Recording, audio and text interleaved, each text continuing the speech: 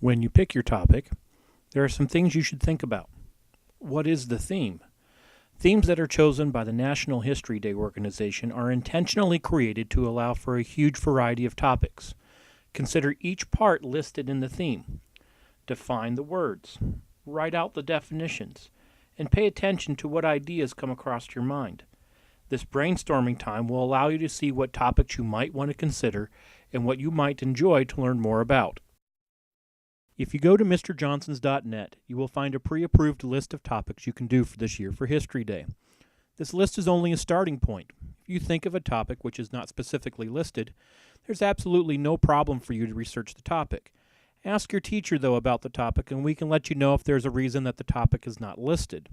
You might also consider researching a topic which is part of an already listed suggestion. It's okay as well. While you're thinking about different topic possibilities, consider what might have interesting research potential. Perhaps a family member has some personal connection to a historical event. Maybe you know there's a local museum that has an exhibit you could visit. History is more than a book and a keyboard. History happens with people. In the past, we have had students complete projects which affected their parents, their grandparents, and family acquaintances. They all considered those interviews to be the most rewarding part of their research. Overall, as you look at the pre-approved list, let it get your mind in gear to thinking about different topics and what you would like to learn more about. Almost simultaneously, you'll also need to consider what type of project you are going to put together.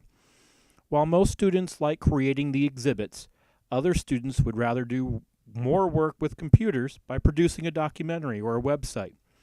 Perhaps you enjoy having an audience. There is an opportunity to create your own skit, sharing the research you found about your topic. If you like to explain things and write things out, a research paper might be right up your alley. You also need to consider if you're going to do the project as a team with other students, or if you're going to do it alone. There are positives and negatives to both. If you're going to work in a group, you can share the load. Negative, though, what happens if your partner doesn't do their work? Make sure you consider that before you decide to take on a partner. If you're doing it by yourself, you have no one to blame but yourself, but it also means you have complete control of how your project turns out. Something to think about.